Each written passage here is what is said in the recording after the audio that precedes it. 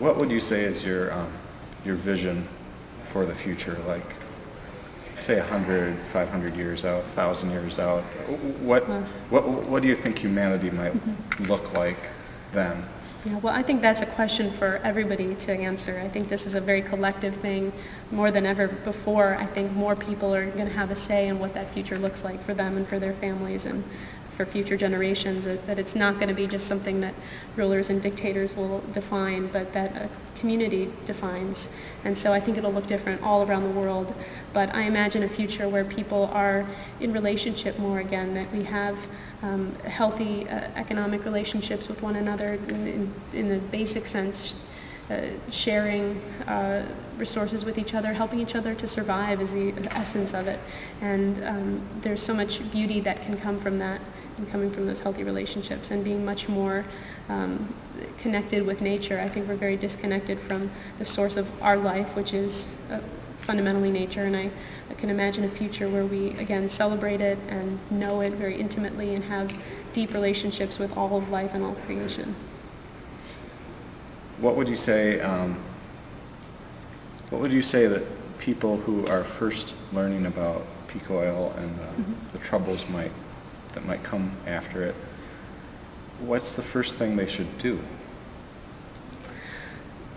Well, I think the first thing is to really start small and to just sit with the information and to learn as much as they can, both about the grave reality of the situation as well as the very hopeful possibilities. I think we lose a lot of people in that space because they try to take it all on too much and then end up just saying, well, it's just too big of a problem, there's nothing I can do. I think soon after that, I think people need to just start engaging with solutions. If you've never gardened before, just plant one seed, just do something. I think that physical engagement with creating solutions creates just a different kind of energy, and I think people are able to see more clearly the possibilities that exist, and then to help others ultimately get through the process themselves. So I just would say start small, start where you are in your backyard, wherever you can. You don't have to move to an intentional community or even come to a conference. I mean, there's a lot that you can do with your own experience in exploring these possibilities. So. What is the most important question that I should have asked you that I didn't ask you? And could you state the question and then answer the question?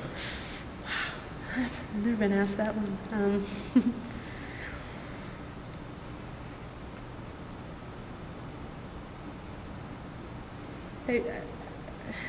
I guess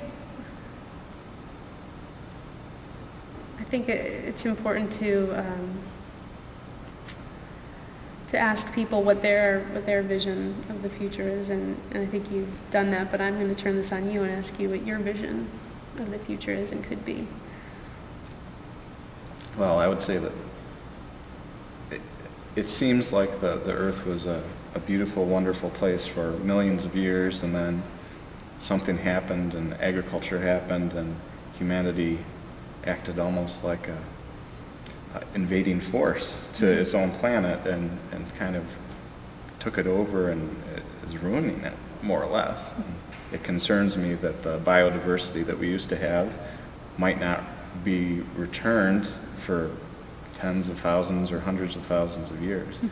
And so I think my vision would be that it was as if we had come to this planet fresh 100,000 years ago, and we decided very carefully that we were going to settle here and settle there, but become part of the natural systems, and that it wasn't a planet dominated by humanity, but it was a planet that humanity was more of a visitor in the wilderness, and what we packed in, we packed out.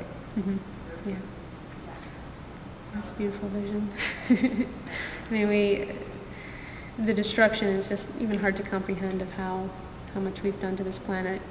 Yet at the same time, life today, all of the amazing, scientific discoveries of what we've learned about ourselves, our place in the universe, and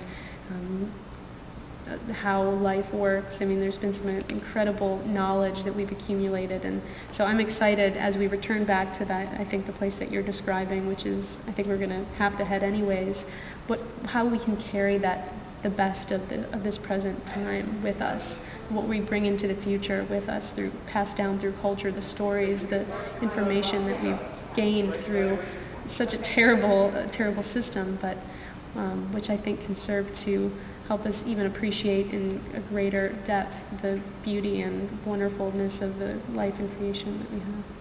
Okay. Well, thank you very much for answering some questions. Well, thank you so much for having me.